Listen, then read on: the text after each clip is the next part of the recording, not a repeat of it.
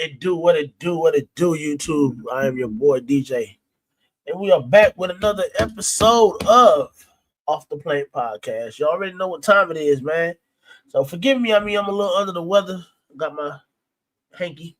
But we're gonna keep the show rolling, man. You know, we down a couple of people tonight, but it's all good. We're gonna keep it pushing, keep giving you a good show, man. You already know what time it is. So we got the one and only Chimera in here tonight, man. Andre from Chimera. So it's gonna be a dope episode.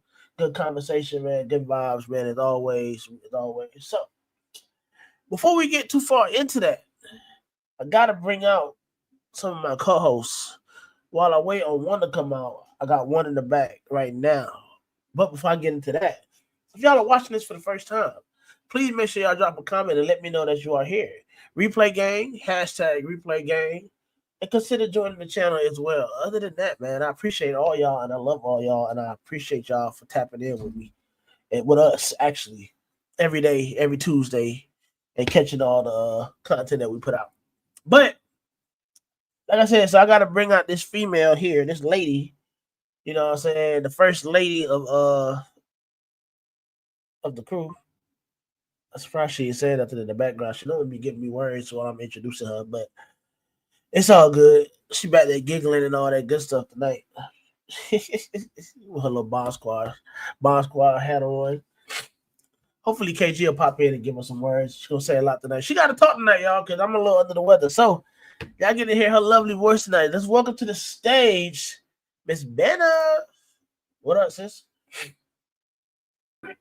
Oh, now you mute. Now you don't want to say that? I forgot I was on mute. My bad. I was saying, now you don't want to say that. I'll make a smooth entrance one of these days. One of these days. Today and the day, though, huh? Today and that day. Not today. No, not today. No. Yeah, you see, the internet might be lagging on me, but yeah. But how you doing, man? How your week been going so far? My shit's lagging. Yeah, Benny, you got that dollar. I don't know what's going on with your dollar today. So while Benny figures that out, since she over there rocking that dollar, I'm gonna go ahead and run these quick commercials, man, real quick, before we bring out our guests. I'm waiting on Brandon to pop in too, so if Brandon pops in, I'll bring him onto the stage. But yeah, we're gonna go ahead and run these commercials real quick, because we gotta pay a couple of bills real quick, man. You dig? Shout out to Grey Rider Reptiles, one of the leading shed testing brands in this hobby, as well as breeders of the ball python community. They have numerous tests ranging from the yellow-bellied morph to morphs like Sunset and are growing every day. If you're wanting to find out the genetics of your ball python, just send it in to Grey Rider Reptiles and they'll take care of you. Their website is www.shedtesting.com. Let them know that I sent you. Hey man, shout out to the unofficial sponsor of the channel, K Joseph. Rising B-list celebrity in this hobby, KG got that all-around great knowledge, and he's also a great guy. If y'all aren't in the Patreon, it's a problem. And as always, it ain't a project unless you put a bomb in it. Oh yeah, and make sure you send the link. Shout out to BNS Reptilia, distributor of coconut substrate, the Chipper, and their premium coconut substrate, Cocoa to Go. BNS prides themselves on immaculate customer service and always putting their customers first. You can reach BNS Reptilia on Instagram for your substrate needs. Tell them that I referred you. And once again, thank you for being a sponsor, BNS. We appreciate you. What? If you playing a game, what is that? I was feeling real festive.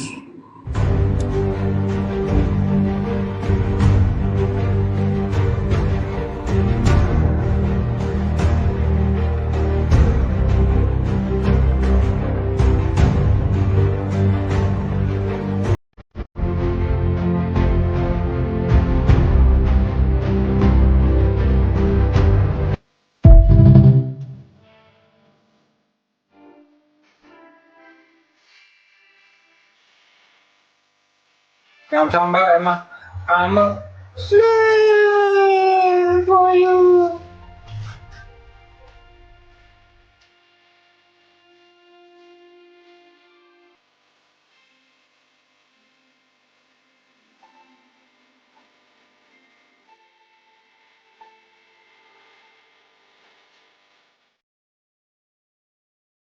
I know Andre in the back, like, what the hell did I just watch? Yeah, man, we just like we just took a couple of snippets with a couple of friends, man. They were just doing some foolish stuff on the internet, so we had to make fun of them. It's just a long lasting joke. But before we bring out our guests, man, do you want to do me the honors and let's speak to the chat real quick? Tell them, hey, say who all in the chat so far. Oh, it's a wild Shauna. It's a wild Shauna. What to do, Shauna? Appreciate you for tapping in. Thank you. Yes, sir. Market tips. Yes, sir. Appreciate you, bro. Appreciate you, my boy. Sammy, Mr. 2% himself. What to do, Sammy? Appreciate you. Okay. Wisdom Network. What to do, Keys? Appreciate you, bro. Tapping in. Let's go. Yeah, make sure y'all kept that genetic canvas, man, at 8 o'clock after this. He said, what he said, he got the first like and make it right. I appreciate you, bro. Shout out to Jay. Hey, y'all make sure y'all hit that like button, man, for real. And shout out to the silent assassin, James. What it do, bro? Appreciate you for tapping in as always, my brother. James. Easy. Yes, sir. All city, what it do, my boy? What it do? Why you say pause? Why you said pause? I don't remember. You're always saying pause stuff. It's hard telling. Who else we got? James. Raj, what it do? Appreciate you for tapping in, bro, as always. What else we got? She said shit. Oh, we talking about you when you was lagging a little bit. Man, got that McDonald's Wi-Fi. There you go. Hello, guys. What's up, Mission? Bro. Appreciate you as always. Who else we got? Bro, dude. I'm here. Appreciate you tapping in, bro. Even though you know, yeah, you here in spirit, bro. Always. We'll wait on Gang. We out back with another one. Ain't that what you be saying? Yeah. Yeah, I guess he came in on 10, didn't he? Man, I think that's all we got for right now, right? Yep. Yeah. All right. So without further ado, well, since Brandon already introduced himself, let's bring the man of the hour to the stage, Mr. Andre of Chimera Reptile. I'm trying to fix this. Oh! He said we back. What's up? Hello. How's it going, everybody? Andre, Man, what I'm up? seeing you on FaceTime Live. How's everybody doing? Man? How you doing? Good. Glad you're here. Glad that you're here with us tonight, man. We definitely are happy to have you in the building, brother. Definitely want to pick your brain for a little minute. You know, before you got to go have dinner with the family. I'm already knowing how that is. So we'll make it kind of quick, you know. So quick intro, just let everybody know who you are, how long you've been doing this thing. Pause. I think that sounds crazy, but let them know how long you've been breeding ball pythons, and then let us know what your top projects are that you're currently working. I'm Andre Kosovich from Chimera. I've been breeding about 9 years, since 2016. Been keeping pretty much my whole life. I got my first ball python when I was 9, so that was in 94. Wow. Been a while. What's your age? Yeah, I'm 38. My favorite project's Desert Ghost, so putting that into anything is my way to go, you know. Nice. What's up? You hear the dog? Y'all can hear my dog? Yeah, a little bit, not too bad. I can hear it a little bit. It ain't too loud. I can hear it though. All right, cool. It sounds like it's in the distance. I was about to ask you, why Desert Ghost? It just cleans everything up. I first saw it with pastel, and it was just perfect, you know. Just now people don't like that, but I mean, back in the day that was just so nice looking. People are crazy. I know. Don't believe the hype. I agree. That's crazy. So For every gene. There you go. What you ask, Brandon? Say it again. I said there's a place for every gene. Yeah. Oh, what you had actually? Even pastel.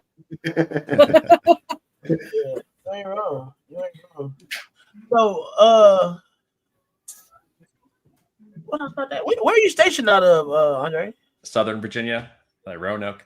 Yeah, you're in Oh, you're not that far. Well, Yeah. you are far, but it's a state over. Yeah, I don't know why I thought you was like somewhere in Cali or something. No, that would be nice, but no, I'm in Virginia. No, I definitely thought you was on that. Not really though, because y'all do a lot of the East Coast shows, right? Yeah, I started in DC and then moved to Richmond and then moved to Roanoke. So I grew up around DC. Gotcha. Gosh. No, that's the That is closer. DC, Brandon? Yeah, that's where I work at. I work right there. What, Virginia? DC. It took me 2 hours to get home today from DC. Sucks. That's why I left. It's like the traffic. Traffic's that bad out there? It took me 45 minutes to get to work this morning, and it took me 2 hours to get home. Same location. Yeah, that's rough. That's crazy. Oh, Georgia had bad traffic, but Jesus Christ. Yeah. Yeah. I blame the federal government people. They just forgot how to drive or something since they've been home. It's probably Uber, man. It's probably Uber. So you said, I know you told us backstage that you pretty much breathe full time. Yep. Wow. So what made you decide on doing that? Like going into When I started, I didn't have that goal, but over the years it kind of morphed into that. And then obviously the more snakes you have, the more work you have. And at a certain point, either you got to hire somebody to help out or just go full time, But for me, it just worked out to go full time. We had like a younger kid when I started that, so it just gave more time at home, help out with that, and just focus on the snakes for sure. So you're a farmer.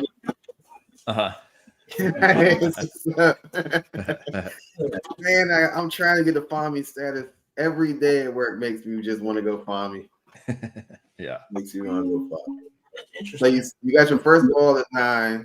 When did you decide to start breeding? Were you breeding at 9, or was it a little later? I got my first ball python at 9. I started breeding in 2016, but like ever since I had that first one, I always wanted to breed, but I was in my mom's house and she wouldn't let me do that. It was always the goal, but couldn't do that. Mom was not hearing that. I always had a couple, ball python, just some random snakes and some random lizards as pets, but never bred anything until 2016. I started. No, that's the You so what other recessive? I know I saw you have like Chimera. You look like you got on damn every recessive. I have a lot. Yeah. So you got a lot. Like so. Okay, if you had to give us your top 3 recessives right now, off the top of your dome, what you got? Just single recessives. I mean, I like zebra a lot, so I'm working that into DG and hypo and clown. Okay. I want to work it into exanthic. This year, doing like working sunset into hypo pied and then clown pied. Working that, and then definitely DG with like everything. So DG monsoon, DG xanthic clown, hypo G stripe stuff. Just kind of working a lot of stuff. So all the quad head stuff you produced. Yeah. I made a lot of. Early on, my like vision was to like focus on just adding more recessives constantly. It's like the I always heard like when I started, I researched was like that's the long term good strategy. So I kind of stuck to that initially, and now when you have enough snakes, you can just do both. So it's cool to like add add some codoms here and there, and then add some, work with the recessives too. So, but I definitely like multi-recessive stuff for sure. What's your favorite codon?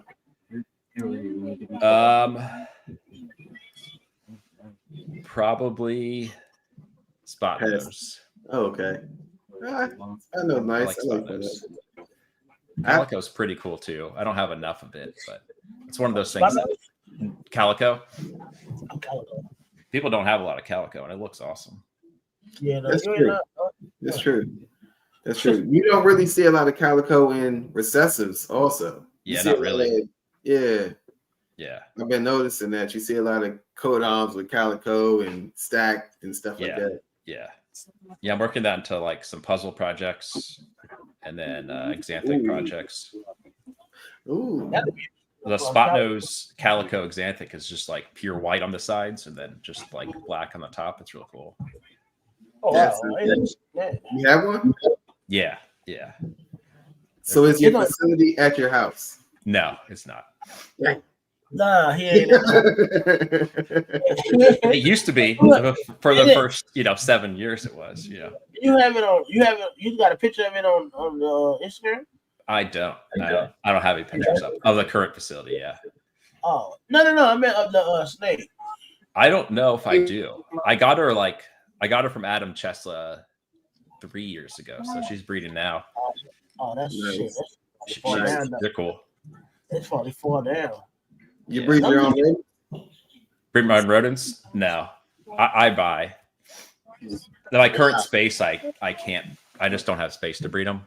I would like to, for sure, but the current space, it's like, I don't have space for it. All right, so for you to have your facility not at your house, and you don't breed your own rodents, what's your first question is, what is your feeding regimen? Like, do you feed your males every 2 weeks? Do you feed everything every week? Like, how do you go about your feeding schedule? I feed everything every week.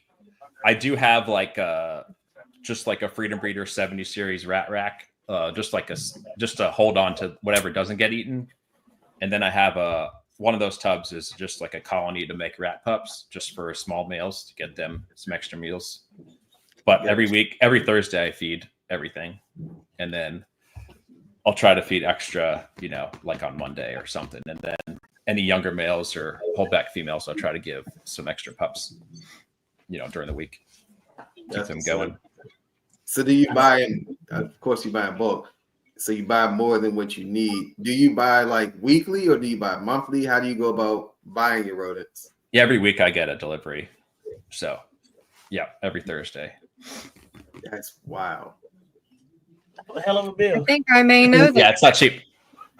Yes, wow. How many snakes do you currently own? I think around 200 breeder females, and then it's females now. Probably 30 breeder males. And then the hatchlings are, on the lower side now, so that's probably 200 hatchlings, and then maybe a little less than 100 holdbacks, around 100 holdbacks, something like that. Like roughly 500 snakes. Yeah, something like that. That's a lot. It's not easy. Yeah, it's a lot. I'm sure it's not. Oh my God, that's a lot. That's a lot. I don't even think I can do it to myself. I know I couldn't. I'm only at 42 right now, and I'm like, hey, anyone want to snake? Dang, that's pretty. It's awesome though. I love it. Yeah. So honestly, every single tub you pull, do you love what you see? I mean, like the adults, you kind of just like you do love them because you've seen them so many years. If you're doing it and you hate a snake, you should probably get rid of it. The hatchlings, there's not as much passion in, because some of them you just hatch them and you don't get to know them as much. The adults, I've seen them for, some of them have had for 10 years. So wow. So like you kind of get to know them more, and but yeah, they're all awesome though, for sure. So if you were to hatch out, like, of course you probably previously hashed out some world's first and all that type of stuff. Sure. From the business aspect, if it fits your plan, not if it fits your plan, because of course you'll keep it. If it doesn't fit your plan, but it's a world first, would you still keep it because it's a world first? Or how do you manage the business side from the personal pleasure of excitement of I hit this snake? Sure. I think it's exciting to make it. If you sell it, it's exciting. If you keep it, it's exciting, So like, 18 months, like a year or two ago, I made a Confusion DG Clown. So that was the first one made. I sold it because I had from the year before a Confusion Clown het DG that was already breeding. So I didn't need to like keep that male that was just a visual more, that was a hatchling. So just because it's world first, I'm not going to keep it. But if it's like a perfect fit, of course I'm going to keep it, even though if there's that money there. Yeah. So I'm just be straight up. I'm gonna ask you these questions. The questions I'm asking you are because like I'm fairly new. Sure. And it's like I like to learn from someone who already experienced all the excitement, all the jitters, and all that. I don't want to keep making the same mistakes as I made before. Yeah, that's why I be asking that type of stuff. And sometimes holdbacks, like you might keep an animal that's not worth as much as something else because I don't have as many of those, or I want to like kind of build that project more, Gotcha. So like I might keep a snake that's worth 5 times less than what I'm going to list, but I don't have as many in that project. So I'm going to try to hold on to more of those, to diversify. Gotcha. So basically you're using what you have to make what you need and keeping what you need pretty much. Yeah, for sure. Gotcha. Yeah, that's a pretty smart tactic. Because I mean, I'm pretty like, I'll be honest, like it'd be sometimes where I can make some stuff and be like, ooh, I like this, and I'm just keep it just because it's cool. And then I realize like if you want to get bigger, you can't just be keeping everything. Yeah. Well, one way I like to think about holdbacks is, would you buy that snake if you saw it? Just because you already have it doesn't mean you should keep it. If you could sell it and buy a snake you actually want, or like was way more beneficial to you, or sell 2 snakes for $500 and buy $1,000 snake that's like perfect. People seem to hold back more snakes because you already have in your collection versus, if you don't necessarily, just because you have it, don't necessarily keep it. Yeah, he buying what he needs when he sees it available as well. Man, listen, Will be telling me, he be telling me all type of stuff. He be dropping gems to me. Him and Brock always dropping gems to me with just this type of aspect too. But yeah, sometimes you just can't let go. Do you have any pets? Do you have any that's just strictly a pet? No, I do not. Not ball pythons. All business. All business. Because when I was, at 9, I had a pet, but I didn't have that when I started breeding, So I started from scratch when I was breeding. So kind of like went for a straight start then, So if you were to start over, is there anything that you would do different compared to where you are now? Overall, I don't think so. What I did, which I think a lot of people, like research for a while first, like I always was in like, when I was little, I was paying attention to the hobby. I was reading Reptile Magazine. Back then there was like a pied on there for, $20,000-$30,000 or something, So like when I got into it, I was a little bit well versed in it, and I listened to every podcast there was. I read everything I could before I like started buying.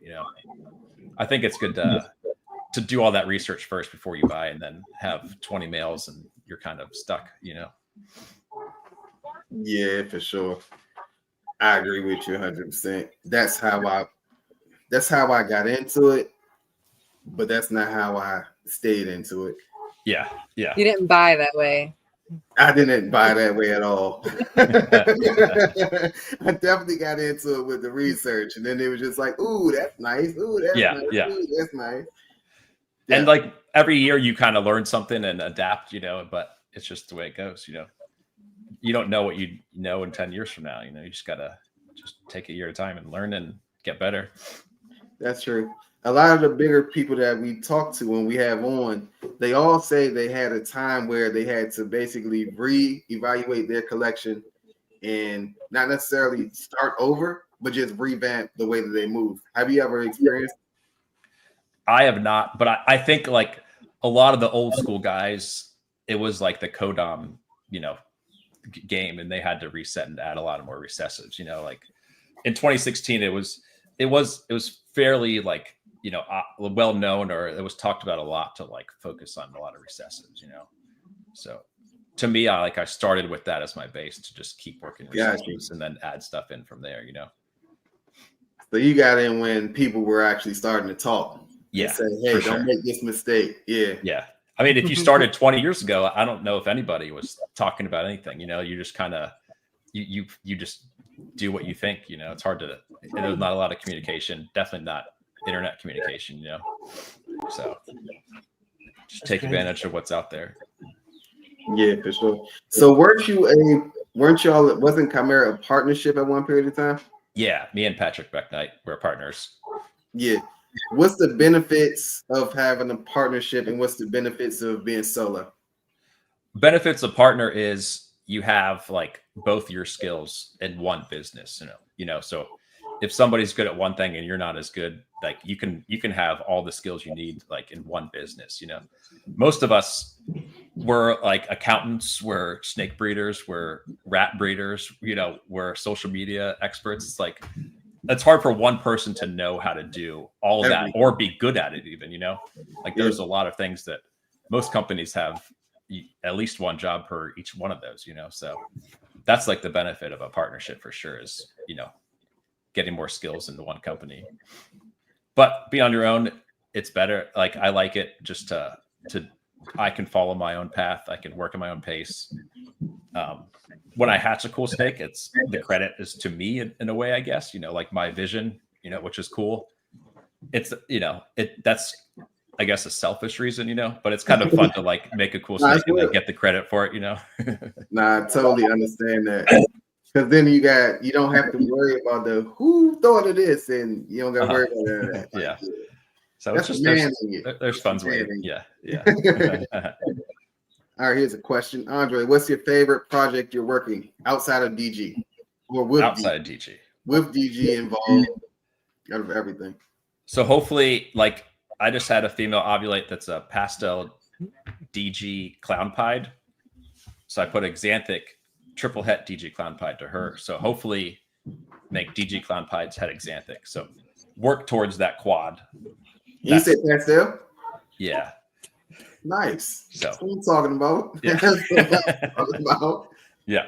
So I was pretty excited about that. She just ovulated like a couple weeks ago. Without DG, let me think.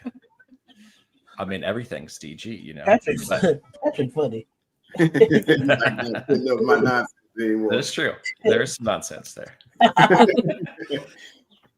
There's a lot of late night phone calls, talking about strategies too, which was beneficial, But without DG, I think working monsoon into xanthic, I'm excited about. Oh, that's gonna be different.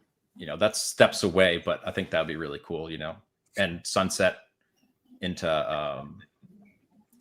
hypo pied. I'm really excited about too. I think like a hypo sunset pie would be cool. I think that'd be pretty cool. I do think that'd be pretty cool. Sunset's really good with hypo, so the hypo sunset pie I think will be pretty awesome. We hope so. So are you more into the pattern changers or of course DG cleans everything up, and if you're putting DG in, then of course it's going to clean it up. So with that, do you like the disruption of the pattern changing morphs with DG, or would you go for like more clean type of morphs to add with DG? I think the pattern changers are a cool contrast. I mean, just like a DG monsoon that's kind of like you're cleaning it up and you're adding like the crazy pattern. DG paint, I mean, I think that's gonna be pretty cool. So I'm working with that. But like Jaguar is like a kind of like a pattern reducer, and it kind of is just a weird gene. So I'm working that with Clown and getting like I have a Jaguar spot nose leopard het clown male. So hopefully make some cool stuff with him this year. Yeah, I've been looking at Jaguar. That's pretty interesting gene. Yeah.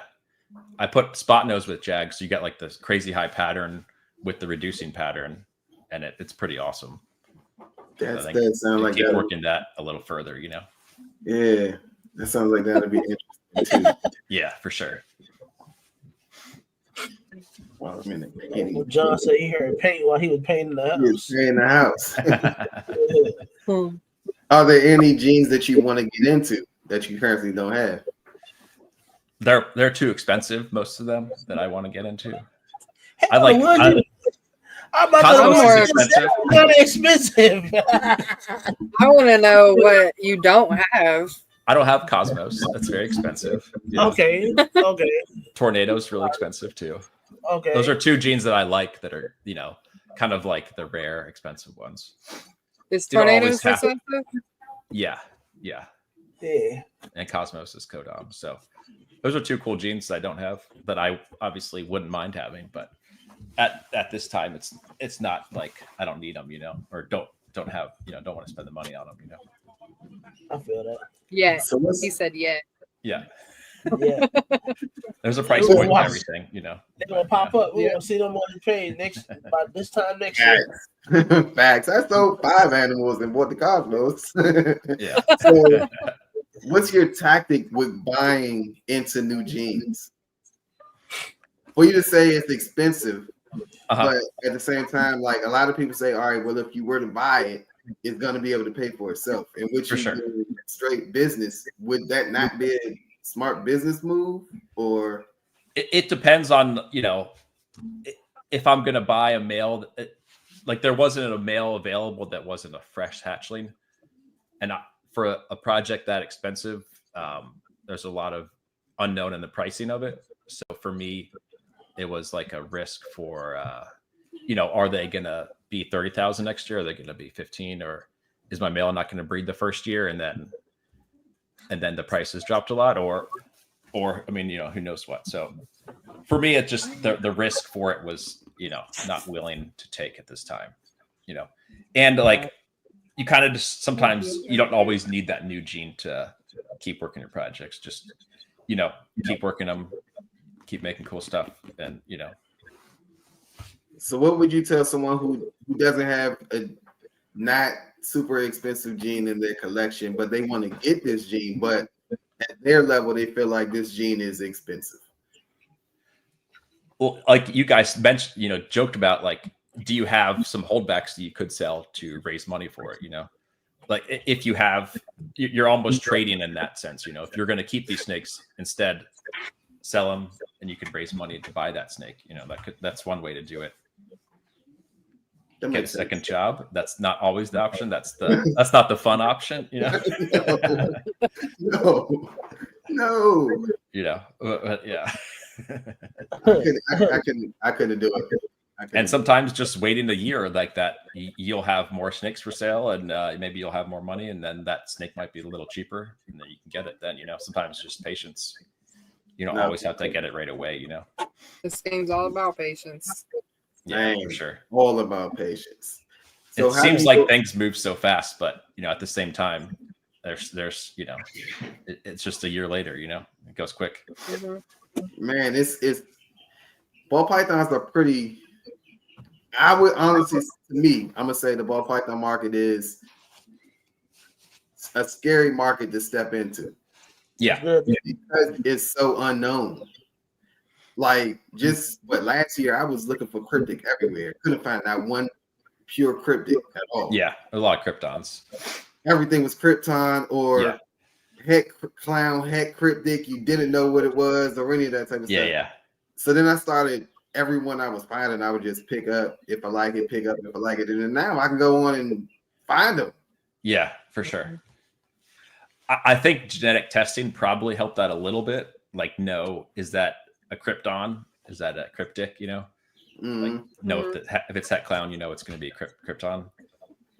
But also, I mean, just 1 year later, people might have more of it. More available. Nah, You made for a good sure. point. Do you budget how much you spend? You genetic test a lot of animals. You kind of broke up in the middle of that question. Do I I budget assume genetic testing? Yeah, Is it- because I assume you test a lot of your animals. Yeah. I mean, most things I just it shouldn't be a question for most stuff to genetic test it if you need it, you know. But if it's like a cheaper animal, then you can maybe strategize, like, is that one worth spending $50 on to maybe it be worth less, or maybe it's worth a little bit more, you know. So it just depends on the, you know, what you think you'll get out of it. But most of them, Gotcha. I think it's worth genetic testing, and then, you know, it's just the way to go. Keep up with everything that's going on. Yeah. So do you ever want to get to a point where you know you don't need a genetic test no more? Like everything on this side is going to be visual, everything on that side is going to be visual? Or do you do the heads? I do head to heads.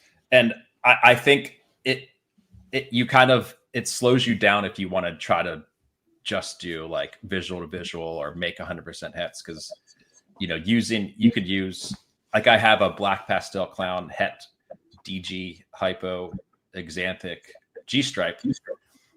So everything he makes is going to be pos het, right? There's going to be pos het somewhere.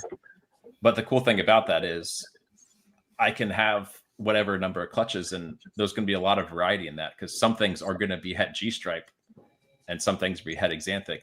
So like I'm also almost using like one male, but he's producing in multiple different projects. So you're kind of producing stuff that's not all the same snake, you know. If you use like a triple visual male, everything you make is going to be that project in a way, you know? Gotcha. So if you're kind of like creating variety, and, you know, so you can kind of have stuff for sale that's not all in the same project, or not the same exact snake times 5, you know, or something like that. Gotcha. Yeah, that makes sense. So it kind of makes it fun to do, and you keep Charlie in business too. So that's good. He's the man. ShareTested.com. Yep. That's right. So with that, which side do you put majority of your recessives on? Do you put majority of your recessives on the females or on the males? I mean, probably both. I mean, it just depends on the pairing. The males probably, maybe there's more hets there, but I mean, the females, I have hets too. I don't know if I have a good answer for that. But like, if I want to bring in a new gene, I would probably get that male so I can put it to more stuff, you know. But I think on both sides I have, you know, recessive females and recessive males. So do you prefer? Sorry. Sure. Do you prefer to buy males over females? Right now, I buy more males than females. You know, I generally hold back the females that I need, and then I'll buy a male to either add new genes to it, or a new combo that I didn't make, or something like that. But yeah, generally for me, I don't buy as much females anymore. Yeah, that's the flawless way. He preaches all day. You make your females, buy your males. Yeah, I've been preaching that since I first talked to the guy, and it's pretty solid. From how I've been seeing stuff move, it's pretty solid. It's a pretty solid way.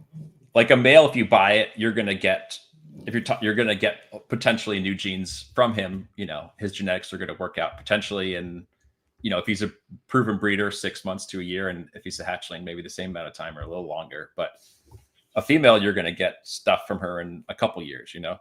Yeah. Which is cool. Like, starting out, if you buy some of my best clutches are from females I bought, because they're really nice females, you know. So it's just a different, you know, if you buy an awesome female, when she goes, if that's a couple of years down the road, that's going to be pretty exciting clutch, you know. So there's not a wrong answer, but for me now, I don't buy as many females for sure. I kind of use the males to, you know, add genes and, you know, adapt things. But even with buying that female now, yeah, in 3 years, or if she goes in 3 years, is she still gonna be that female? You know what I mean? Like, I think that's the sketchy part with buying the females. Well, if you put the right male to her, it's, you know, it'd be cool. So like, I have a Cypress Batman female, you know. Right now, she's probably not that expensive, but at the time she was fairly expensive 3-4 years ago. I mean, her first clutch, I was like super excited about. And that's how I eventually made like a Cypress DG clown, was getting stuff from her and then putting it back to some other stuff. But, without getting her at the time, in that, 3 years later, I couldn't have made this cool of a clutch, Yeah. So with 200 breeding females, what does your web look like in terms of knowing what you're going to be using? Do you use every female every year, or some on hold, or how do you go about that part, the planning? Yeah, for now, planning, I use every female. If I don't need a female, I would sell her, There's certain less priority females, but every female should have like a good pairing to go. And sometimes if you have a female, you're not sure what she's going to do. Like sometimes picking up a new different male can make that female like more valuable or more interesting, So like sometimes like investing in some males can make somehow like your not priority females, more valuable, more interesting. Yeah, Will said, not sketchy ever if you have the right male. That's where many veterans have earned their way to the top. They have badass, ready to breed girls in the tubs. Yeah. Yeah. Interesting. Yeah. So I use Husbandry Pro and, put out, just make a whole, some stuff. Something's got to go.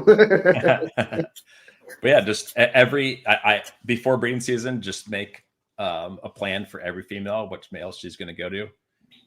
And every clutch should pay for, is more valuable than probably selling that female, or feeding her for a couple of years and just not sure what you're doing with her. But how many girls does one male usually get? Let's probably, because if you have, most of your females are gonna probably have follicles. They're not all gonna get follicles, 10 or above. So some females you're not gonna get any pairings to, But I try to like make about 10 to 1 like males to female, but that doesn't mean all of those females are gonna go to that male, Yeah. And also certain males are gonna see less because they're, not as much of a priority, or maybe they're smaller and I only want them to hit the right girl at the right time or something like that, So that makes sense. So do you rotate your breeders out once the females that you produced get up to size, or how do you go about rotating your females out? Right now, I don't think I've ever sold a breeder female. Wow. Just growing slowly, naturally with the, my production and adding to it. Yeah. Wow. Yeah, that is interesting.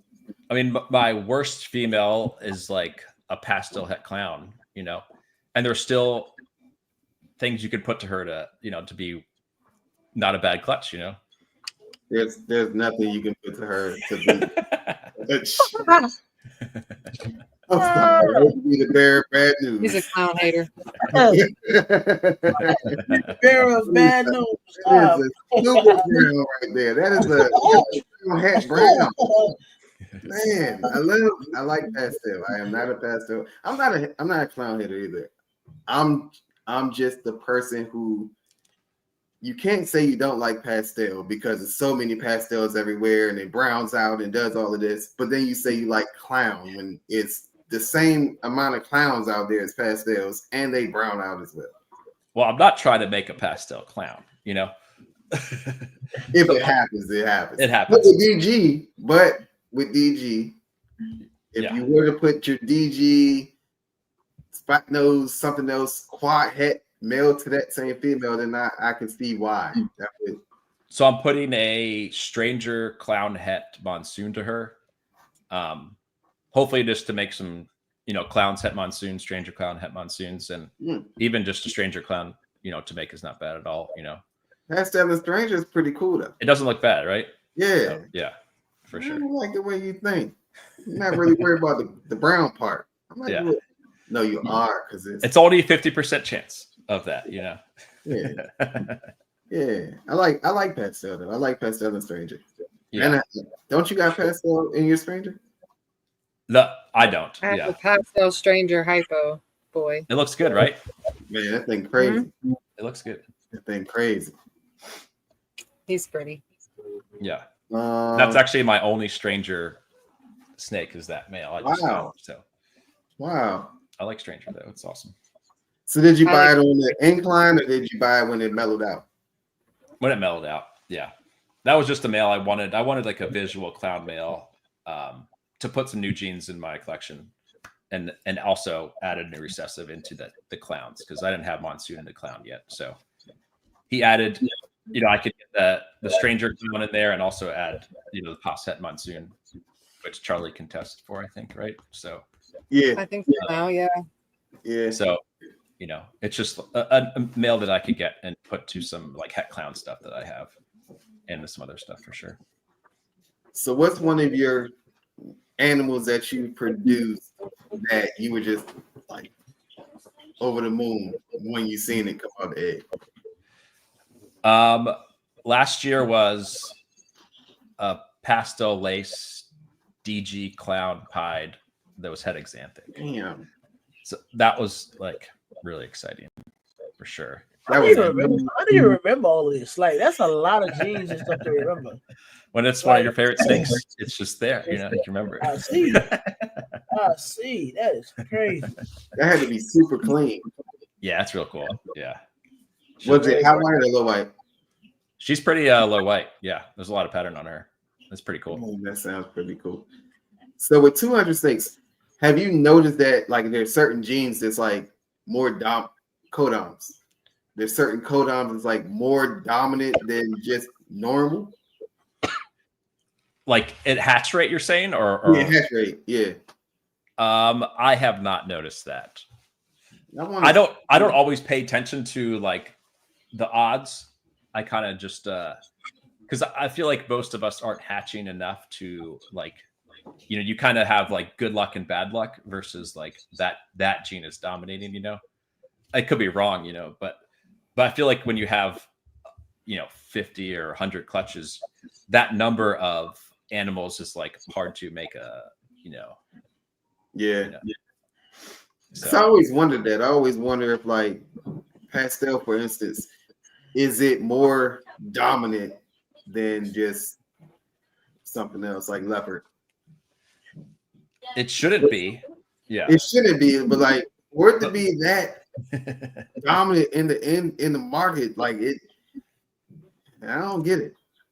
I mean, I don't know. It's just it's in a lot of stuff, and it looks good in some stuff. But I think probably because like a lot of people don't like it as much. That's when people like you're kind of pay attention to it more. Yeah.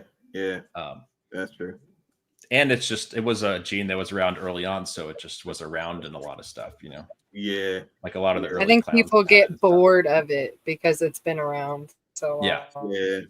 Yeah. Yeah, we always talked about like if pastel was a new gene, everybody would want it. Since it's been around forever. That is true. People are hating on agree. it. Yeah, and I have seen a lot of I've seen some pastels that's like amazing. Even even in clown. I think FNA has a pastel in the clown, and it's still super bright, it's pretty. Yeah. And it's adult, so yeah. So do you feel like the quality of the gene is important when you're purchasing? Honestly, I don't necessarily like. I usually would rather buy from certain breeders versus look for the best quality. Like for me, I'm going for what the combo that works perfectly for me over the quality. If it has that extra gene in there, but it's not as good. I would probably get that over like getting the best, whatever combo. That makes sense. Yeah, I think that's pretty much the same thing that Justin was saying before. Yeah, because I don't know, like quality. It might just be that one snake has some other gene that we don't know what it is, and it's making it look better. But when you breed it, it might just they all look the same after that. I mean, who knows? There are some things that just are line bred and look good, for sure, and have like a high quality. But then you're, are you going to spend more money to get a snake that, or less money or miss out on a combo that has spot nose yellow belly OD in it instead of just getting a better looking other gene. So yeah, I can see that. It might not be the right answer, but that's kind of how I think about it. No, it makes sense. Like it makes sense to me, because then it's adding the gene that you want, and then you possibly can have a tag-along gene with it that is just a bonus. Yeah, cheaper price. I get it. I get it. And sometimes there's only you don't have a choice. You just have to get what's there. Gotta get it. So, that's all you can get. So you gotta get it. Yeah. So with the Dinker whole uproar right now, not necessarily uproar, but it's a lot of people that's like starting to look into Dinkers and imports and all that. Is that something you're looking to getting into? I have like a couple random genes that like are in certain of my projects that I've had, but I'm not like I'm pursuing them from like holdback females that I would have kept anyway for what else is in them. But I don't have like a Dinker that I'm like working on right now, or like that I purchased to work on, just certain things that popped up or look like that what's going on there kind of thing, So how do you feel about, you said you'll purchase majority of your stuff from like certain breeders. The breeders that you purchase there, are they any of them on a lower scale? Sure. Yeah.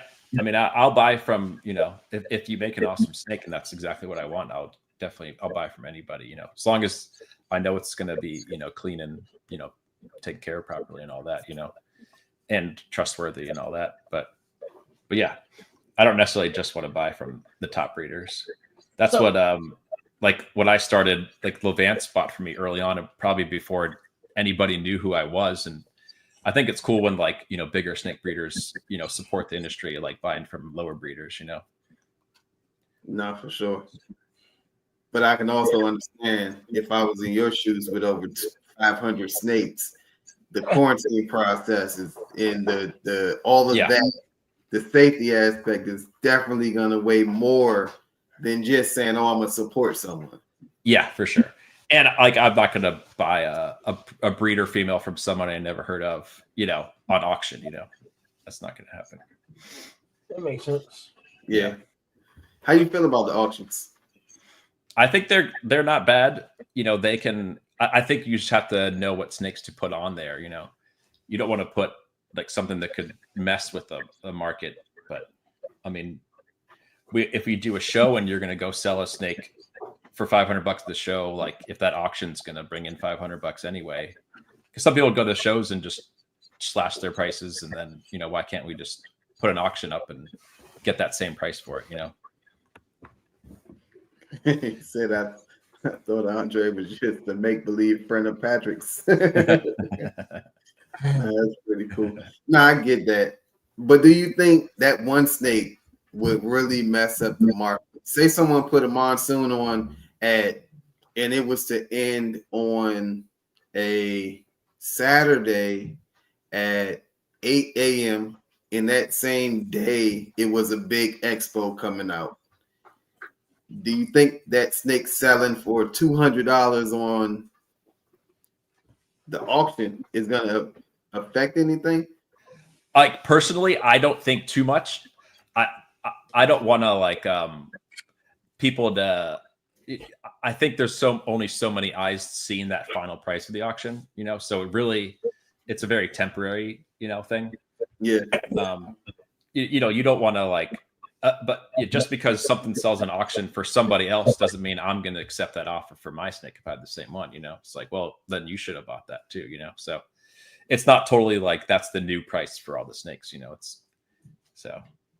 But I think certain animals you're not going to get as much value because an auction is just you're looking for those people that are ready to buy at that exact moment. Exact moment. That's why I was asking, because I honestly don't feel like auctions absolutely can like deter the market to me personally, because I could have been looking at the same snake you had on your page at $3,000 and been saving up and got up to $1,800 to buy the snake, and then you put it on auction and your reserve is $1,000. So now I can bid on this animal, and if it doesn't get up to the asking price, then I just won. Yeah. But I'm only bidding against other people that have the money to buy this animal. It could have been someone else doing the same thing. Yeah. And everybody that wins an auction is happy. Like there's all the people that win an auction, they're like happy if they get a good deal. Like so you're getting a lot of like appreciative customers that like, are excited to get that snake too, So. Yeah. Do you think have you ever bought on auction? Any animals off of auction? I have bid on animals for sure. I'm trying to think if I bought one. I don't know if I bought one on auction. I don't think so. Gotcha. Yeah. Yeah, I bought a lot. I bought tons on auction, and it's not a bad thing. It's good. You're getting, you're generally getting a little less, than retail, and it's you're trying to make me feel better. I don't feel good at all. Why? Because honestly, everything I bought on auction was impulse, and I don't have 80% of them anymore. Okay. So you got it without strategizing. You got it because it was a good deal, right? I got it because it was like, oh, if I can get this at this price, and then I didn't have it was no direct correlation to where I wanted to go. Yeah. That's what, for me, like if I see an animal in auction, it's like, what is that going to do? But that's most animals, just kind of strategize. But it is fun to get a deal. Everybody wants to get a deal. So if there is a deal, sometimes it feels good to get that. And you're like, but I got some good deals on auction. I will say I got like some of my main focus animals on auction, and they produced for me, and it worked. So I wouldn't say auctions aren't bad. It sounds familiar. Yes, Will. Yes. But like you're saying, you're learning from that, right? So like, maybe you're doing that less now, or not at all, or just being like, I don't need that. It doesn't matter what it goes for, right? Or something like that. The last time I was on MorphMarket was the time where I bought the animal from you, in terms of actually looking for an animal. Because I seen the page on Krista's live. She was walking around showing animals. I said, I want to see that snake. I gotta get that snake. Yeah. So I said, I knew whose table it was, but I didn't know the logistics and all that type of stuff. So then I went on the MorphMarket and found that snake and was like, if this that snake, I'm getting that snake. Yeah. So that's when I sent DJ. And I was like, hey, what you want for that snake? And we got that snake. That worked out. Right now. And she's pretty, right? Yeah. That was crazy, man. I love that snake. Crazy. See, it definitely worked out. So if you were to, and that was strategy. That was very. That wasn't impulse. Yeah. That was not.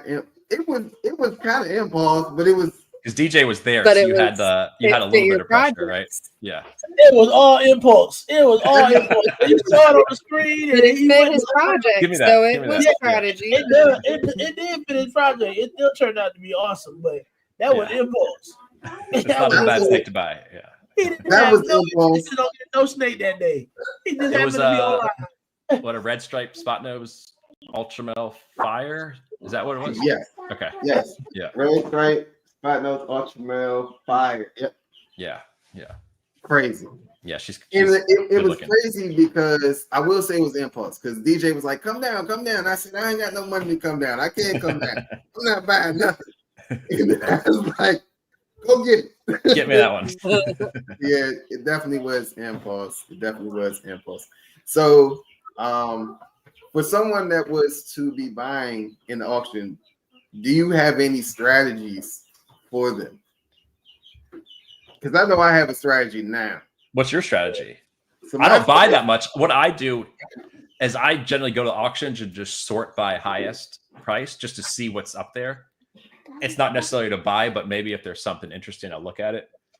But that's just what I do. It's not necessarily the best strategy, Do you want a strategy? Like, what's your strategy? My strategy is if it gets up past 75%, I'm out. 75% of the retail value, or what? Yes, 75% of the retail value, and that's based on others in the same realm. But what if you need that snake anyway? You're still getting 25% off if you. I'm not getting it. Okay. Yeah, like it's more so the discipline aspect Sure. because the impulse me $5. I'm not losing the $5. by the time we be $5 bumping, I might be at retail value. Yeah. So yeah, I'm and then I also started to think about just putting my max bid. Like if I'm willing to go 75% on this animal and I can go 75%, just dump it. If someone gets it higher, then they deserve it. Yeah. Versus just sitting here anticipating $5. I know, right? I lost some crazy animals trying to anticipate this $5. I mean the little 5-minute thing. Sure. Yeah. Yeah, mine in the recycle. It's like, oh my gosh. Yeah, I lost some animals. So But were those impulses, or do you wish you had those?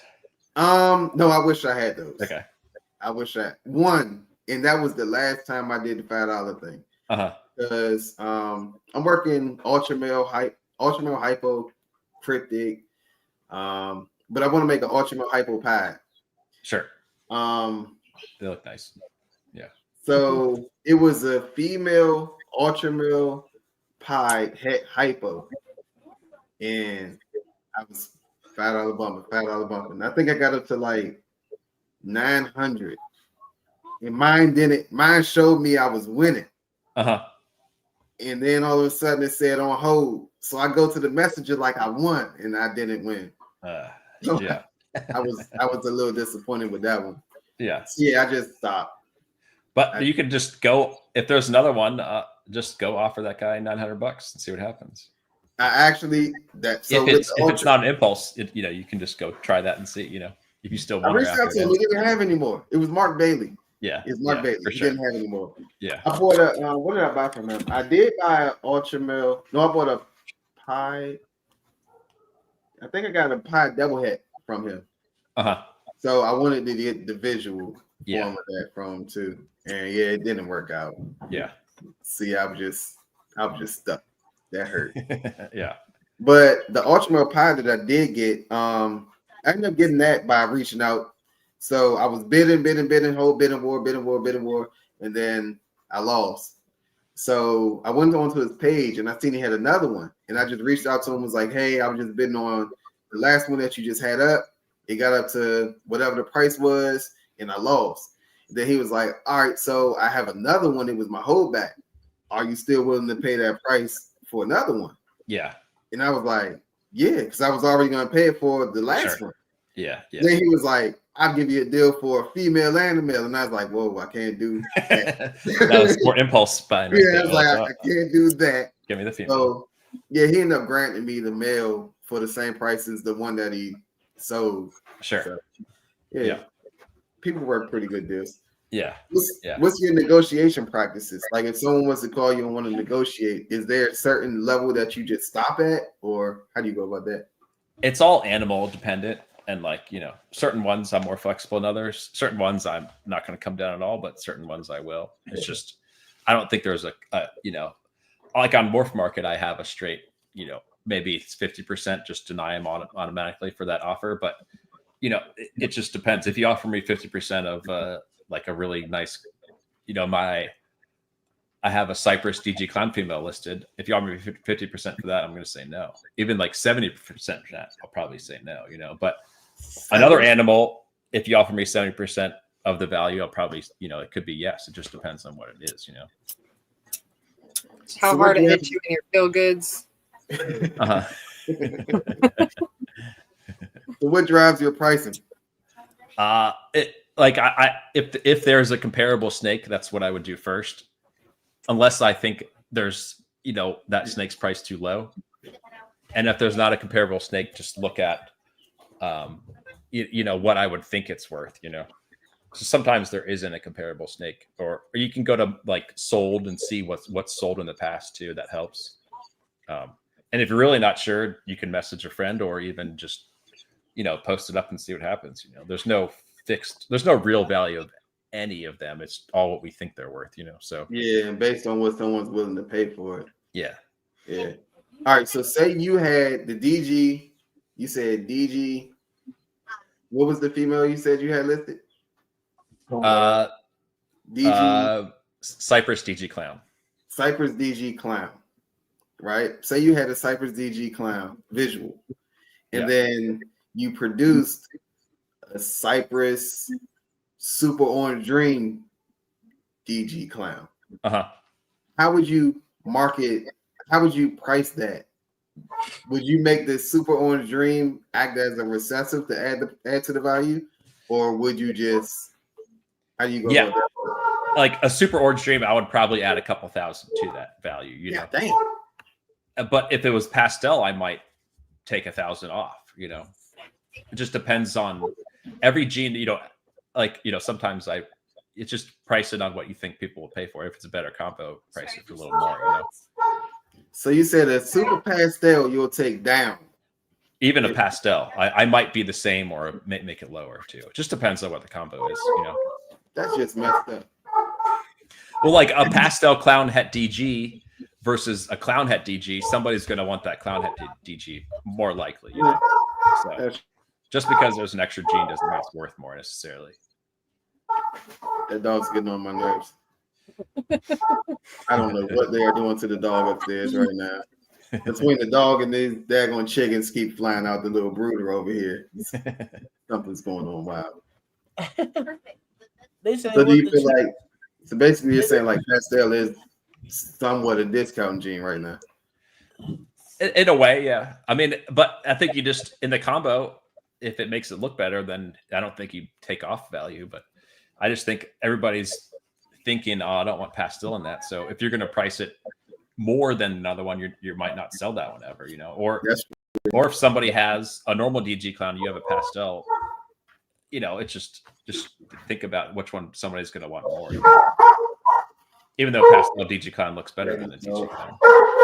1 second. You're good. He done came in the room now. Look, he was at a good distance, and now he done came into the room. They the chat was asking what the best deal Andre would give to someone in the chat right now. What snake do you want?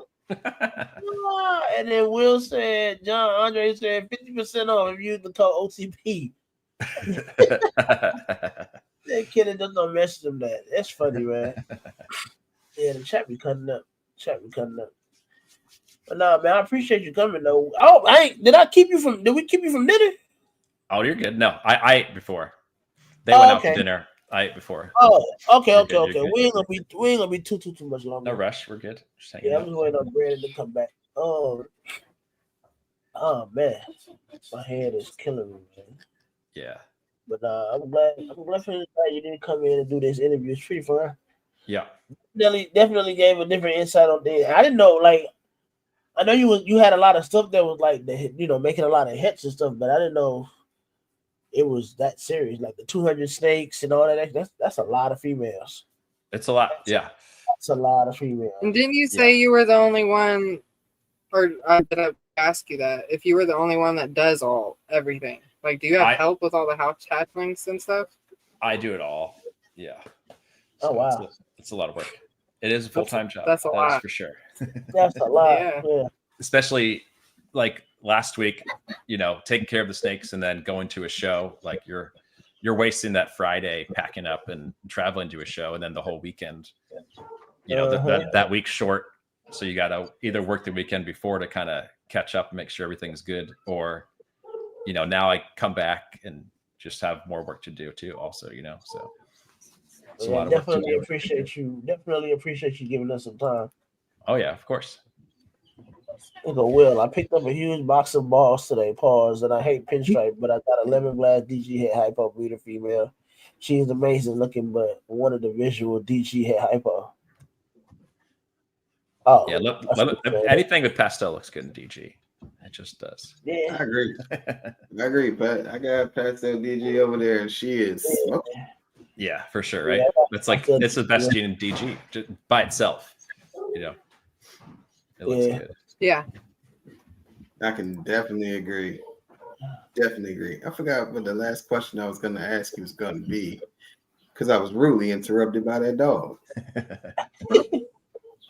Rudely interrupted. Let me see. Go through here. Go through here. Do you do sales? Yeah, I do everything. So yeah, I answer all the MorphMarket messages. Yeah, everything. That's wild. Yeah. It's a lot of work, but it's what you got to do, you know? I mean, as a full-time gig, you know what I mean? Like, you're really carrying it on. It's all on you. You know what I mean? So for sure. that's one thing that I remember I heard Billy saying in terms of him not allowing people to feed his animals. He didn't allow people, like, even though he had help, he only allowed them to do certain things because he did certain things a certain way. Yeah. And he expected to be done that way. Yeah.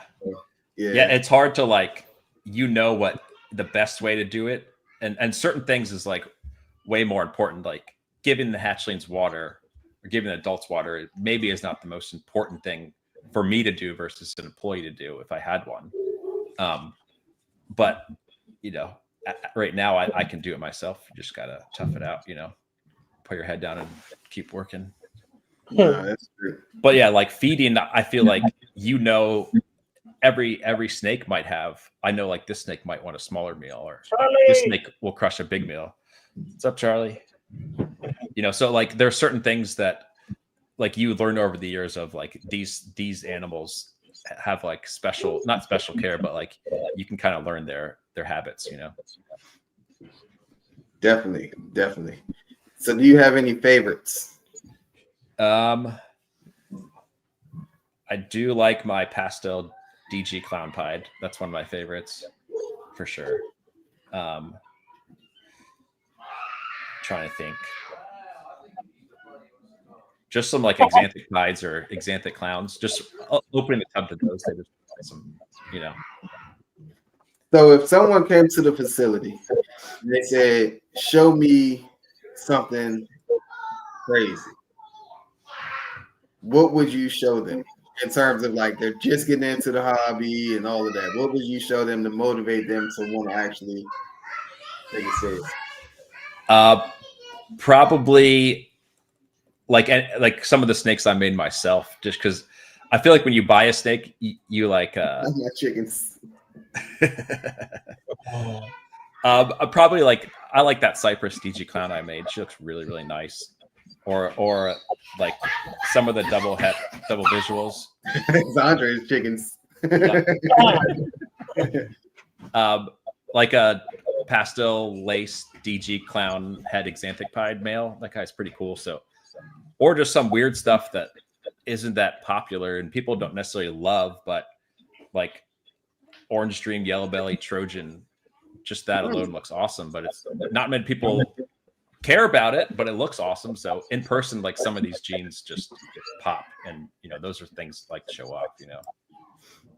So knowing that you get a lot of messages on MorphMarket from all different types of people, all different walks of life, and all that. Yeah. What's one of the strangest messages that someone?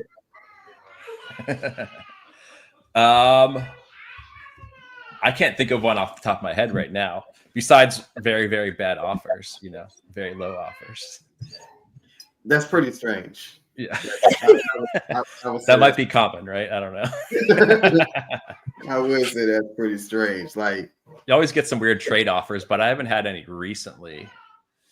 I mean, some good ones were trading for a dog that were actually a good dog, so I just didn't want a dog at the time, or trading for a gun or a crossbow or some weird stuff like that. Which that stuff's not bad to have either, But yeah, that's interesting. That's definitely interesting. So, what is the last question for tonight? Is what's a good sales tactic for MorphMarket? Like in terms of your picture, in terms of your banner on your picture, placement, wording. Like, what's one thing that you notice that you do consistently because you feel like it's a great sales pitch? I try to take the best photos I can. Like that's super important. I don't know if it just makes you stand out to have that perfect photo. It might help somebody not ask for another photo. It might not at all. Sometimes people just want another photo anyway, but I like to represent that snake as good as possible. And, I'm a perfectionist, so I want that photo to be, look nice, and I think just answering messages quickly. Sometimes I can't because you're driving or whatever, but just being on top, make sure every message is read and responded to. Just communicate quickly. I think that helps, and give everybody the time of day, don't just ignore people. Some people, don't know how to buy a snake and just need a little bit of time and figure out how to do it, or it's new to them. Well, that's pretty good. We're gonna have I feel like we should have a business meeting one day on the Off the Paint with Will. You and Will and some other people that we know have very good business tactics. I think that'd be a very good time. Yeah, for sure. I think it'd be like the Levance KG 2.0. Levance is the man. Well, yes, sir. So we definitely appreciate you coming in tonight, man. Definitely appreciate you dropping some gems, spending some knowledge. I apologize again for being under the weather, but Brandon handled it well, and Brandon handled it well as well. So I appreciate them, and I appreciate you for giving the audience a great show. For sure. Let everybody know where they can find you at, your social media handles, and all that good stuff. Instagram, Chimera Reptiles, Facebook, Chimera Reptile. And I'll probably start doing YouTube more this year once stuff hatches. Get that out there. That'll be pretty cool. You definitely need to. 500 states. Yeah, I definitely give us some stuff to watch. I know. Yeah. Just one more thing to do, but I'll make it happen. Oh, yeah. Sure. Just set up a random camera and just let it record you throughout the day. Yeah. He said he's a perfectionist, though. He's gonna be having to edit, and he's gonna get all into it. Yes, probably. It's not gonna be easy. Yeah. But everybody that's tapping in, like I said, replay gang, #replay gang. Let us know that you are here, that you're catching this episode. We appreciate everybody. Other than that, we are out. Awesome. Thanks for having me. No doubt. Don't go nowhere yet. We're gonna holler at you on the backstage real quick.